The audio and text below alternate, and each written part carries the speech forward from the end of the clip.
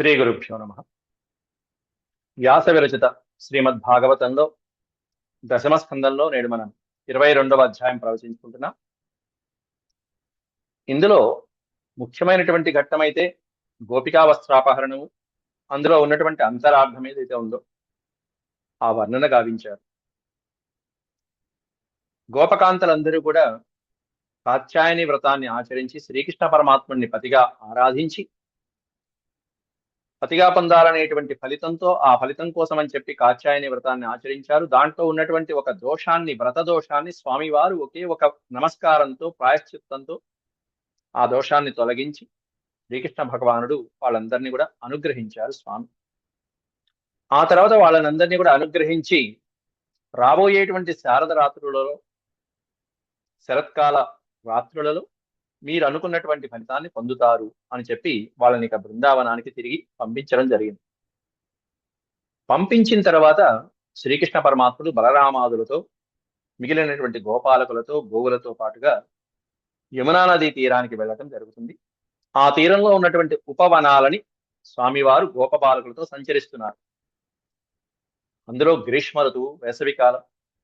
ఆ వేసవి కాలంలో వృక్షాల యొక్క ఛాయలలో సేద తీరుతూ గోపాలకులు, శ్రీకృష్ణ పరమాత్ముడు, గోవులు వీళ్ళందరూ కూడా ఏ విధమైనటువంటి చక్కటి వాతావరణాన్ని ఆస్వాదిస్తున్నారు. అందులో శ్రీకృష్ణ పరమాత్ముడు భగవానుడే స్వయంగా వృక్షాల యొక్క పరోపకార గుణాన్ని ఈ రోజు చెప్పుకోబోయేటువంటి శ్లోకాల్లో ఎలా కీర్తించారు అనేటువంటిది మనం తెలుసుకుందాం. వృక్షాల యొక్క ఉపయోగం, వృక్షాల యొక్క ఆవశ్యకత, చెట్లు ఏ విధంగా పరోపకార గుణం కలిగి ఉంటాయనేటువంటివన్నీ కూడా స్వామివారే స్వయంగా భాగవతంలో చెప్పడం జరిగింది. ఆ శ్లోకాలని సుఖయోగేంద్రుల వారు పరీక్షిత్తుకి ఎలా చెప్పాడో ముందుగా దైవస్మరణ చేసుకుని ఆ తర్వాత శ్లోకాన్వయం చూద్దాం.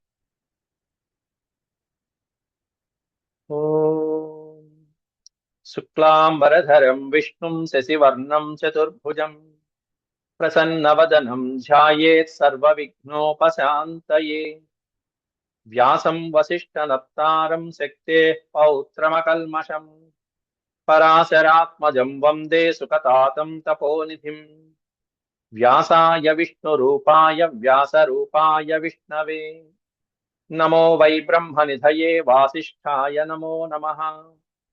నారాయణం నమస్కృత్య నరం చైవ నరోత్తమం దేవీం సరస్వతీం వ్యాసం తతో జయముదీరయేత్. హరి ఓం. ఈ 22వ అధ్యాయంలో నిన్నటి రోజున మనం 29 శ్లోకాల వరకు సారాంశాన్ని తెలుసుకున్నాం. అథ గోపై పరివృతో భగవాన్ దేవకీ సుతః బృందావనాత్ గతో దూరం చారయన్ గాః సహాగ్రజాః.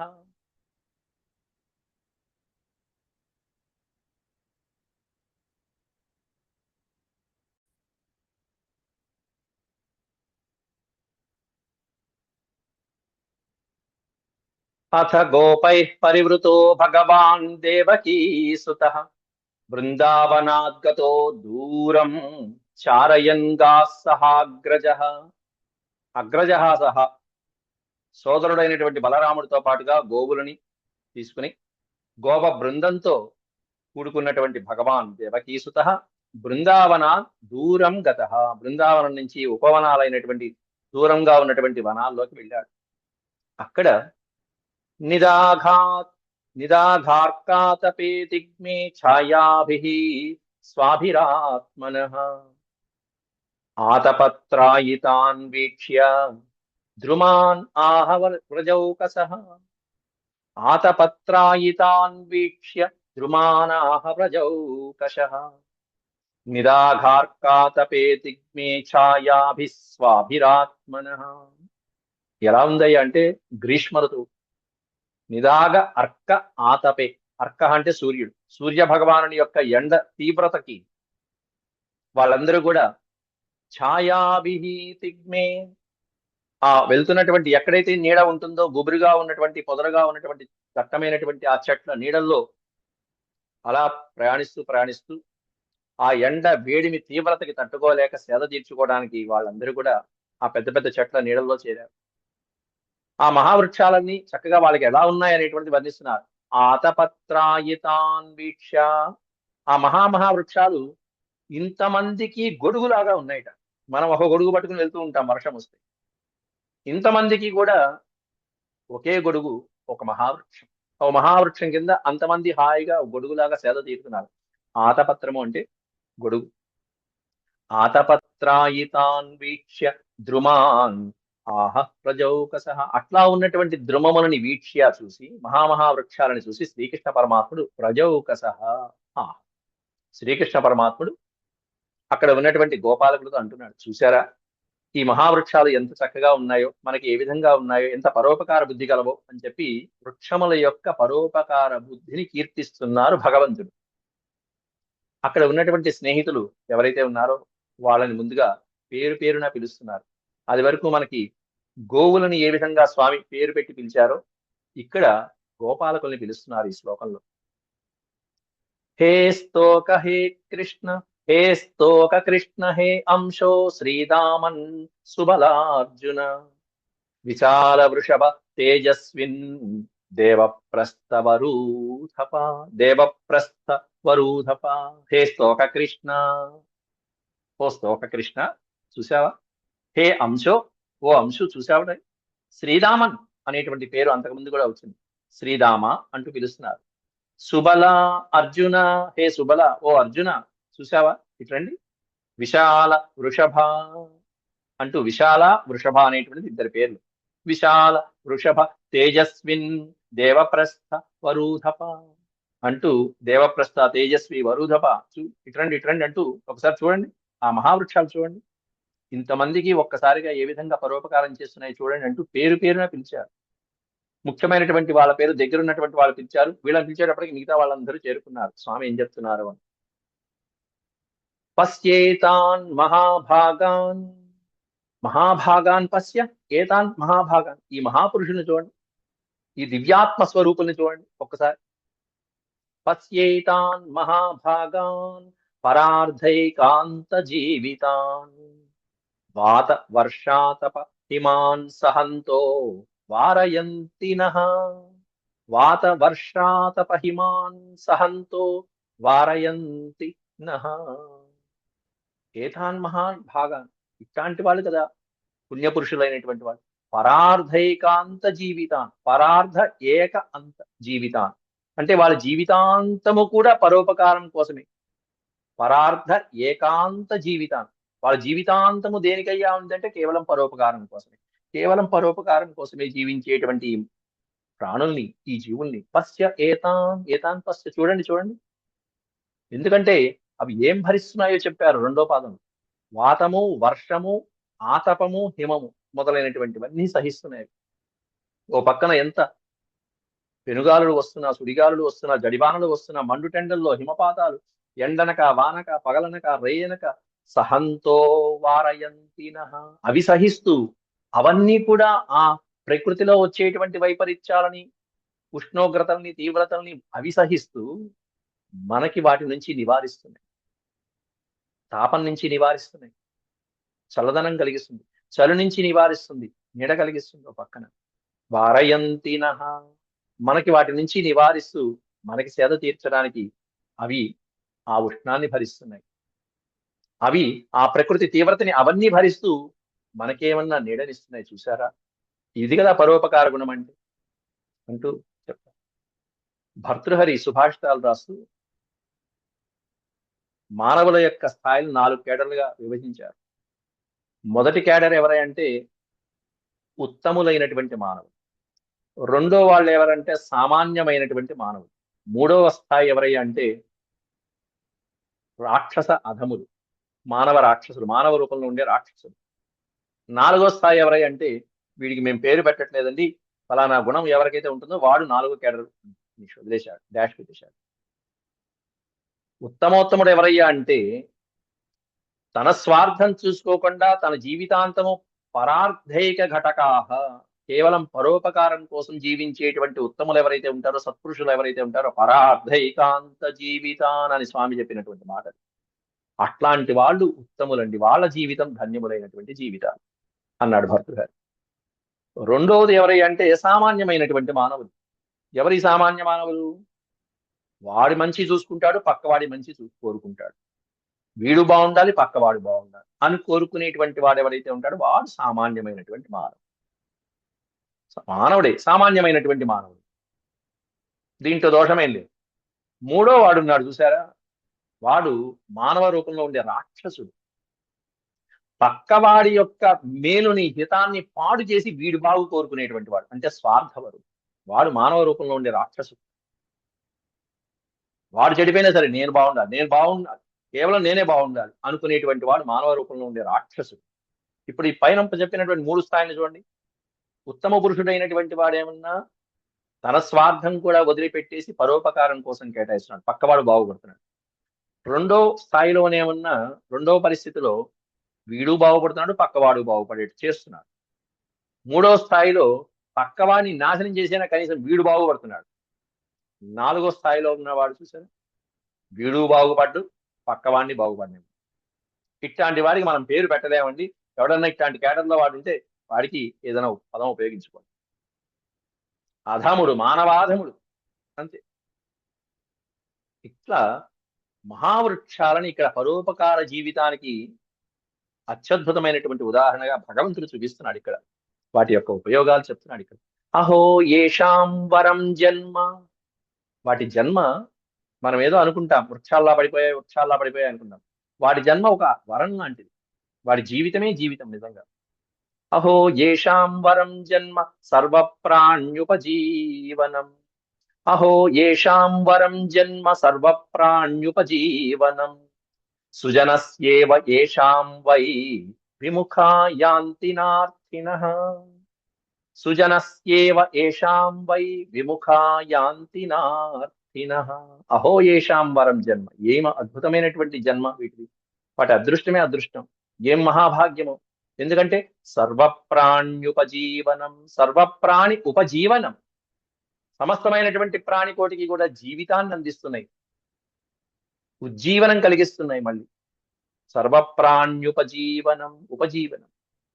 అట్లా సమస్త ప్రాణికోటికి ఆధారభూతమైనటువంటివి పక్షులు నివసిస్తున్నాయి, కింద పశువులు నివసిస్తున్నాయి, కింద భూమిలో వాటి వేళ్లల్లో ఎన్నో క్రిమికీటకాదులు నివసిస్తున్నాయి. హాయిగా మనకి సేద తీర్చడానికి ఇస్తున్నాయి. ఆ ఫలాలు, వృక్షములు, ఆకులు మొదలైనటువంటివన్నీ. సుజనస్యేవ ఏషాం వై. ఎట్లాంటివయ్యా ఈ వృక్షములు అంటే సుజన. సుజన అంటే సత్పురుషులు. సుజన సత్పురుషుల వంటివి అవన్నీ కూడా. సుజనస్యేవ ఏషాం వై విముఖా యాంతి నార్థినః. అర్థినః నా అర్థినః. అర్థినః అంటే యాచించేవారు. పుణ్యాత్ముల దగ్గరికి వెళ్ళి ఎవరైనా యాచిస్తే వాళ్ళు రిక్తహస్తాలతో తిరిగి వెళ్ళరు. వారు కోరుకున్నది ఇస్తారు సజ్జనులు ఎప్పుడు కూడా, సత్పురుషులు. వాళ్ళకి ఏది కావాలంటే అది వీళ్ళకున్నంతలో వెంటనే తీరుస్తారు, లేకపోయినా ప్రయత్నించి మరీ ఇస్తారు సత్పురుషులైనటువంటి వాళ్ళు. అంతేగాని విముఖులై ఎప్పుడు కూడా అర్ధినులు రిక్తహస్తాలతో పుణ్యాత్ముల దగ్గర నుంచి తిరిగి వెళ్ళరు. అలా సర్వప్రాణ్యుపజీవనం అంటూ సత్పురుషులతో పోల్చాడు మహావృక్షాలను. ఛాయామన్యస్య కుర్వంతి తిష్టంతి స్వయమాతపే ఫలాన్యపి పరార్థాయ వృక్షా సత్పురుషా ఇవ అన్నారు మహాకవి. వృక్షములు సత్పురుషుల వంటివి. ఎందుకంటే ఛాయామన్యస్య కుర్వంతి తిష్టంతి స్వయమాతపే. అవి స్వయంగా ఎండలో నుంచి మనకి ఛాయని కలిగిస్తాయి, నీడని కలిగిస్తాయి. ఫలాన్యపి పరార్థాయ. వాటి యొక్క ఫలములు మొదలైనటువంటివన్నీ కూడా కేవలం పరోపకారం కోసమే కదా. ఎట్లా అయ్యా అంటే వృక్షా సత్పురుషా ఇవ. వృక్షములు సత్పురుషుల వంటివి అని చెప్పి సుభాషితాలు చెప్తారు. అట్లా సుజనస్యేవ ఏషాం వై విముఖా యాంతి నార్థినః. అట్లా సత్పురుషుల యొక్క విధానం ఎలాంటిదో వృక్షముల యొక్క విధానం అలాంటిదయ్యా అని చెప్పారు. ఏమిస్తాయి ఇవి ఇంతకీ అంటే పత్ర పుష్ప ఫలఛాయ మూలవల్కలదారుభి గంధ నిర్వాస భస్మాస్థితోక్మై కామాన్ వితన్వతే. పత్ర పుష్ప ఫలఛాయ మూలవల్కలదారుభి గంధ నిర్వాస భస్మాస్థితోక్మై కామాన్ వితన్వతే అంటూ చెప్పారు అక్కడ. అంటే వాటి నుంచి వచ్చేటువంటి పత్రములు గాని, పుష్పములు గాని, ఫలములు గాని, ఛాయ నీడ గాని, మూల వల్కల దారుభి. మూలము అంటే చెట్టు యొక్క మూలం వేళ్ళు, ఆ తర్వాత బెరడులు, ఆ చెక్కలు, దారు అంటే చెక్కలు, గంధ నిర్వాస భస్మాస్తి, వాటి నుంచి వచ్చేటువంటి సుగంధములు. ఎన్ని సుగంధ ద్రవ్యాలు వస్తాయండి! చాలా వృక్షాలు ఉంటాయి, కొన్ని పెద్ద పెద్ద మహావృక్షాలు, వాటికి పాలు కారుతుంటాయి. ఆ పాలు ఓ కిలోమీటర్ల కిలోమీటర్ల సుగంధ ఫలితాన్ని వస్తూ ఉంటుంది. అనేకమైనటువంటి సుగంధములు, వాటి యొక్క జిగురులు, భస్మ అస్థి. అంతేకాకుండా ఆ చెక్కలు, మనం కట్టె పుల్లలు పొయ్యిలో పెట్టుకునేటువంటి కొన్ని ఉంటాయి, వాటి యొక్క భస్మము, అవి కూడా బొగ్గులుగా ఉపయోగపడతాయి, కాష్టములుగా ఉపయోగపడతాయి. బొగ్గులు, ఆ చిగుళ్ళు, ఇన్నెందుకు? తోక్మై అనే పదానికి అర్థం, తోక అనే పదానికి అర్థం చిన్న చిన్న చిగుళ్ళు ఏవైతే ఉంటాయో అవి. వాటి యొక్క అస్థి, అవి కూడా బూడిద కూడా ఉపయోగపడుతుంది. చెట్టు యొక్క కాలినటువంటి బూడిద కూడా గిన్నెలతో పాత్రలు తోముకుంటూ ఉంటారు, ఆ బూడిద కూడా ఉపయోగం. ఏనుగు బతికినా ఒకటే, చనిపోయినా వెయ్యి అన్నట్టుగా ఇవి అలా పరోపకారం కోసం ఉపయోగపడేటువంటి వేరు. ఇవి మహావృక్షం చూడండి, ఆమూలాగ్రం ఆమూలాగ్రం జీవించినంత కాలం పరోపకారం కోసం. గంధ నిర్వాస భస్మాస్థితోక్మై కామాన్వితన్వతే. ఇవన్నీ కూడా ఇంతెందుకండి, సర్వము జనుల మనోరథాన్ని తీర్చడానికే వాటి యొక్క జీవితాంతము ధారపోసినటువంటి మహావృక్షాలు. అటువంటి మహావృక్షాన్ని భగవంతుడు కీర్తిస్తున్నాడు. చూసారా ఇవి ఏ విధంగా ఉన్నాయి, ఏ విధంగా ఉపకారపడుతున్నాయో, ఏ విధంగా దోహదపడుతున్నాయి మనకి. పత్రము, పుష్పము, ఫలము, ఛాయ, అన్ని అన్ని ఉపయోగపడుతున్నాయి. దారు, చెక్కలు చక్కగా మనకి గృహోపకరణాలుగా ఉపయోగపడుతూ ఉంటాయి. చెట్టు బెరడు మొదలైనటువంటివన్నీ కూడా, నార వస్త్రములు మొదలైన అన్ని కూడా ఆ వల్కలముల నుంచి వస్తాయి. వల్కలములు అనే పదని మనకి వనవాస దీక్ష చేపట్టేటువంటి వాళ్ళందరూ కూడా తెలుసు, వల్కలములు అంటారు. మూలము, ఆ వేళ్ల నుంచి అనేకమైనటువంటి ఔషధాలు మొదలైనటువంటివన్నీ. ఏ చెట్టైనా తీసుకోండి, ఎన్ని వృక్షములు అట్లా. ఈ విధంగా అనేకమైనటువంటి మహావృక్షాలని ఉపదేశిస్తూ దాంట్లో ఏతావజ్జన్మ సాఫల్యం దేహినామిహ దేహిషు ప్రాణైరర్థైర్థియా వాచా శ్రేయ ఏవాచరేత్ సదా అంటున్నారు. వాడి జీవితమే జీవితం. ఎంతవరకు అవి పరోపకారం చేస్తాయంటే చివరికి ఆ చెట్టుని నరకటానికి వచ్చినటువంటి కిరాతకుణ్ణి కూడా వడ్డలు పెట్టి కొడుతూ కొడుతూ కొడుతూ ఉంటే వాడికి కూడా ఛాయనిస్తూ ఉంటాయి, నీడనిస్తూ ఉంటాయి. ఆయన నువ్వు కొట్టి కొట్టి అలసిపోతున్నావేమో, నరికి నరికి అలసిపోతున్నావేమో, ఎండలో ఉన్నావు అని చెప్పి వాడికి కూడా నీడని కల్పించేంత పరోపకార గుణం ఎవరికి ఉంటుందండి? అందుకే వృక్షాలు సృష్టిలో చాలా గొప్పవి అని స్వామి కీర్తిస్తున్నారు. దశకూప సమావాపి దశవాపి సమో హ్రద, దశహ్రద సమో పుత్రో దశపుత్రో సమో ద్రుమ అని సుభాషితాలు చెప్పారు. ఇంట్లో పుత్రుడు గొప్ప, చెట్టు గొప్ప అనేటువంటిది చెప్పే శ్లోకం ఇప్పుడు నేను చెప్పిన శ్లోకం. దశకూప సమో వాపి, దశ కూపం, కూపము అంటే వాపి కూప తటాకములు అంటారు, పెద్ద పెద్ద దిగుడు బావులు. మనకి దేవాలయాల్లో వాటిలో ఉండేటువంటి దిగుడు బావులు ఉంటాయి, మెట్లు ఉంటాయి, దాన్ని వాపి అంటారు. 4 పక్కల ఉంటాయి కొలన్లు, కోనేరులు, దిగుడు బావు. దశకూప సమావాపి, 10 బావులతో సమానమైనటువంటిది ఒక దిగుడు బావు. అట్లాంటిది 10 దిగుడు బావులతో సమానమైనటువంటిది ఒక హ్రదం. యమునా హ్రదం గురించి మనం చెప్పుకున్నాం, పెద్ద మడుగు సరస్సులాగా. 10 బావులతో సమానమైనది ఒక దిగుడు బావి అయితే, 10 దిగుడు బావులతో సమానమైనటువంటి ఒక హ్రదం అయితే, 10 హ్రదములతో సమానమైనటువంటి వాడు పుత్రుట.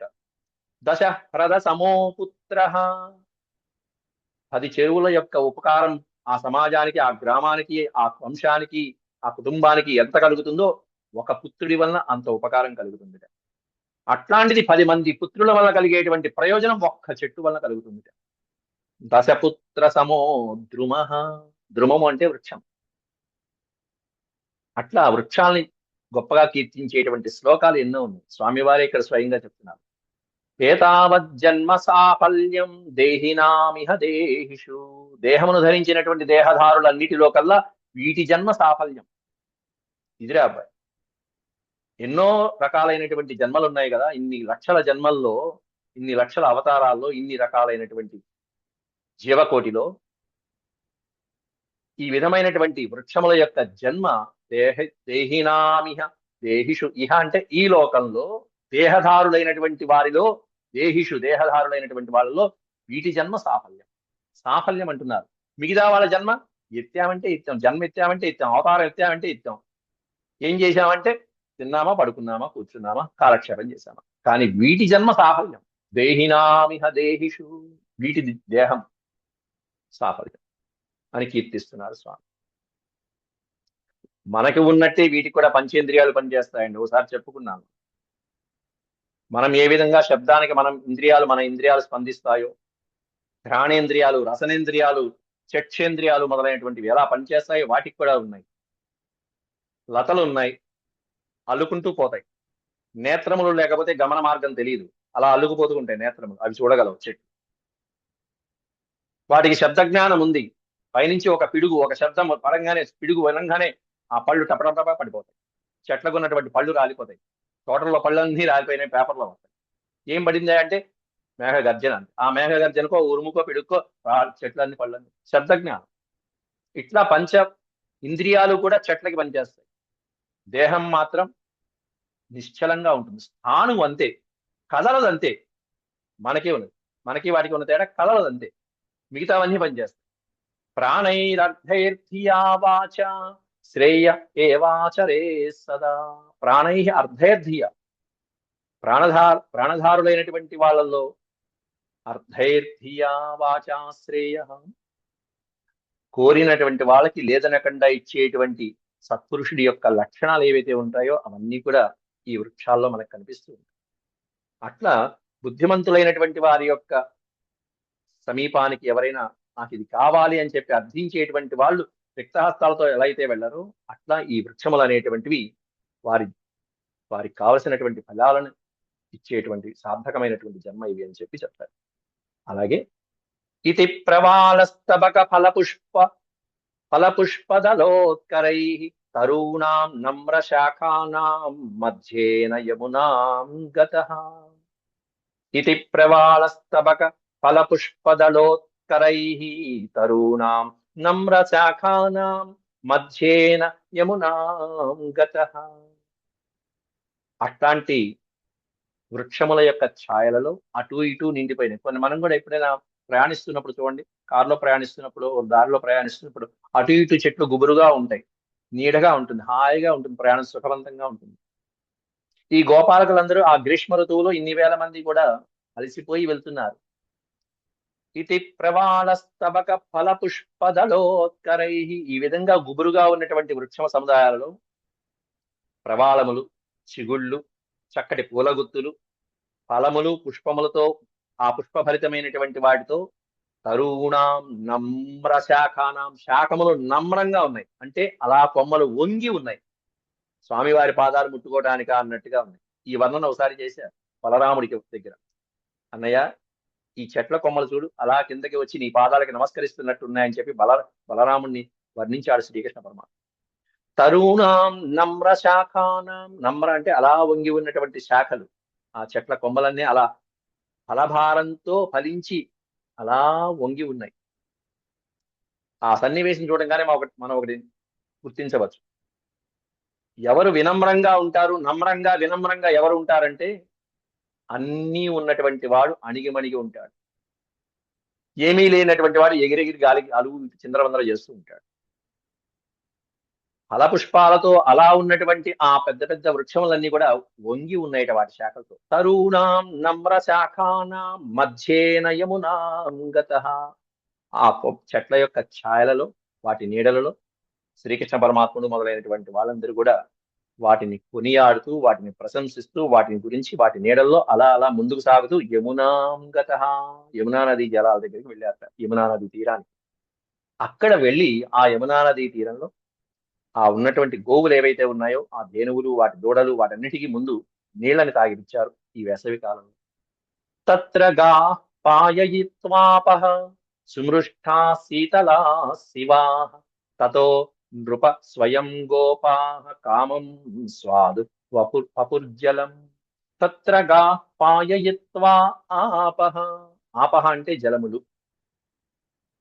వేటికి తాగిచ్చారు? గాహ పాయయిత్వా, ఆవులన్నిటికీ చల్లటి ఆ నదీ జలాలను తాగించి సుమృష్టా శీతలాహ శివా అన్నారు. శివ అంటే మంగళకరమైనటువంటి, శీతలమైనటువంటి, చక్కటి స్వాదు మధురమైనటువంటి పానీయాన్ని ఆ గోవులకి ముందు ఆ నదీ జలాలు, యమునా నదీ జలాలను తాగించి ఆ తర్వాత తతో స్వయం గోపాహ, ఆ తర్వాత గోపాలకు తాగారట. ఈ నృప అనేటువంటిది పరీక్షిత్ మహారాజుకి సుఖయోగేంద్రులు వాడినటువంటి సంబోధన వాచకం. హే మహారాజా అంటూ చెప్తున్నారు ఇదంతా. తతో నృప స్వయం గోపా కామం స్వాదువ పపుర్జలం. పపుహు అంటే తాగటం, పాధ పాపానే అనే ధాతువు అంటే త్రాగుట, పిబతి పిబత పిబంతి అంటారు. కామం స్వాదు పపుర్జలం, జలం పపుహు, స్వాదు రుచికరమైనటువంటి ఆ చల్లటి జలాలని గోపాలకులు కూడా తాగారు. నీరు తాగారు అంతే, నీరు తాగారు కానీ సరిపోలా. ఎందుకంటే చాలా దూరం నడుచుకుంటూ వచ్చారు. ఓ పక్కన ఎండ, తెచ్చుకున్నటువంటి సద్దన్నాలు ఎప్పుడో అయిపోయినాయి, ఇప్పుడు ఇంకా ఎండ కొట్టింది. మధ్యాహ్నం కాస్త ఏమన్నా కావాలి, ఏం చేద్దాం ఏం చేద్దాం. తస్యా ఉపవనే కామం చారయంత పశూన్ నృప కృష్ణ రామా ఉపాగమ్య, కృష్ణ రామా ఉపాగమ్య క్షుధార్త ఇదమబ్రువన్. తస్యా ఉపవనే, ఉపవనం అని చెప్పారు అక్కడ, అంటే బృందావనానికి సమీపంలో ఉన్నటువంటి ఉపవనాలు ఏవైతే ఉంటాయో ఆ ఉపవనంలో కామం చారయంత పశు, ఆ గోవుల్ని స్వేచ్ఛగా విహరించడానికి, ఆ ఏదైతే మేత మేయడానికి వదిలిపెడతారో ఆ పచ్చిగడ్డి తినడానికి చక్కగా స్వేచ్ఛగా ఆ పశువుల్ని వదిలిపెట్టేసి కృష్ణ రామా ఉపాగమ్య, బలరామకృష్ణులు ఇద్దరిని సమీపించారు. మొత్తం అందరూ చుట్టుముట్టారు గోపాలకులందరూ కూడా. ఏమంటున్నారు? క్షుధార్త ఇదమబ్రువన్, ఆకలి బాధతో, క్షుద్బాధతో, క్షుత్ అంటే ఆకలి, క్షుద్భార్త, క్షుధార్త అంటే ఆకలి చేత అలమటించి ఉన్నటువంటి శ్రమించినటువంటి ఆ జీవులందరూ ఆకలి బాధతో ఇదమబ్రువన్ ఈ విధంగా పలుకుతున్నారు. కృష్ణ, ఆకలిగా ఉందయ్యా, బాగా అలిసిపోయాం, ఏమన్నా కావాలి ఇప్పుడు, ఎవరన్నా ఏదైనా ఆహారం పెట్టేవాళ్ళు ఎవరన్నా దొరుకుతారా అని చెప్పి అడుగుతున్నారు. ఇట్లా ఆకలితో ఉన్నటువంటి ఇంతమందికి కూడా శ్రీకృష్ణ పరమాత్ముడు ఇప్పుడు భోజనం పెట్టించాలి. ఎక్కడి నుంచి ఎలా తేవాలి, ఈ వనంలో ఎట్లా తేవాలి అనేటువంటిది వచ్చే అధ్యాయంలో చెప్తారు పరమాత్ముడు. ఇది శ్రీమద్భాగవతే మహాపురాణే పారమహంస్యాం సంహితాయాం దశమస్కందే పూర్వార్ధే గోపీ వస్త్రాపహరణం నామ ద్వావింశోऽధ్యాయ సమాప్తః. ఓం శాంతి శాంతి శాంతి. యదక్షరపద భ్రష్టం మాత్రాహీనం చ యద్భవేత్ తత్సర్వం క్షమ్యతాం దేవ. నారాయణ నమోస్తుతే. సర్వం శ్రీకృష్ణార్పణమస్తు. హరి ఓం. ఈ అధ్యాయంలో స్వామివారు చెప్పినటువంటిది కేవలం వృక్షాల యొక్క ఉపయోగాలు ఒక 5-6 శ్లోకాల్లో కీర్తించడం జరిగింది. ఇంకా అధునాతనమైనటువంటి సైన్స్ పరంగా కూడా, శాస్త్రపరంగా కూడా ఎన్నో ఉపయోగాలు ఉన్నాయి మనకి. చక్కగా మనం ఆక్సిజన్ మొదలైనటువంటివి ఇవ్వటమే కాకుండా కాలుష్య నివారణ చేయటంలో కానీ, లేకపోతే ప్రకృతి వైపరీత్యాల నుంచి మనల్ని రక్షించడంలో కానీ అనేకమైనటువంటి ప్రయోజనకరమైనటువంటివి ఈ వృక్షాల వలన ఉపయోగాలు వేదాల దగ్గర నుంచి చెప్పబడి ఉన్నాయి. కాబట్టి వృక్షాలని దైవంగా పూజించడం అనేటువంటిది మన సాంప్రదాయం. వాటిని నరకకూడదు ఎప్పుడు కూడా. కాబట్టి ఆ విధంగా రక్షించడం అనేటువంటి, ఇంకా పుష్పాలు ఒక్కోసారి పువ్వు కోస్తూ ఉంటేనే దేవతలకి కోసం అని చెప్పేసి, దేవతారాధన కోసమని మనం పుష్పం కోస్తున్నా కూడా మనం వాటికి భగవన్నామస్మరణతో ఆ పుష్పాలని ఇగో స్వామి సేవ కోసమే నేను నియోగిస్తున్నా అని చెప్పి క్షమించమని చెప్పి మనం కోస్తూ ఉండాలి. ఇంకా చెప్పాలంటే హరినామస్మరణ చేసుకుంటూ ఆ పుష్పాలను, అందుకే పుష్ప విలాపం అనే కావ్యం కూడా రాశారు. పూలు దారాలతో గొంతు కురి బిగించి, ఆ పూలని దారాలతో ఆ గొంతుకి కడుతూ ఉంటారు, పూలు అలుతూ ఉంటారు కదా సూదులతో. గుండెలో నుండి సూదులు గుచ్చి కూర్చి ముడుచుకుందురు మమ్ము ముచట ముడుల మమ్ము అంటూ కీర్తించారు పుష్ప విలాపంనే కావ్యం, సంధ్యాల బాపయ్య శాస్త్రి గారు. అద్భుతమైనటువంటి కావ్యం. అయితే అటువంటి వృక్షాలని మనం గౌరవించి సాంప్రదాయంగా ఏ విధంగా గ్రామాలలో ఎట్లా ఉపయోగపడుతున్నాయో ఆ విధంగా అనేకమైనటువంటి, నేడు పట్టణాలు చూడండి ఎంత నాశనం చేసుకుంటున్నాం ఆ వృక్ష సంపద లేక. భవనాలు భవనాలు అంతా కాంక్రీట్ మయమైపోయింది కదా. ఆ విధమైనటువంటి స్థితి రాకుండా ఉండటం కోసం అని చెప్పి భగవంతుడే స్వయంగా వృక్షాలను కీర్తించినటువంటి సన్నివేశం భాగవతంలో మనకు కనిపిస్తుంది. ఆ బృందావనంలో, ఆ ఉపవనాలలో వృక్షో రక్షిత రక్షిత అన్నారండి. ఓం శాంతి.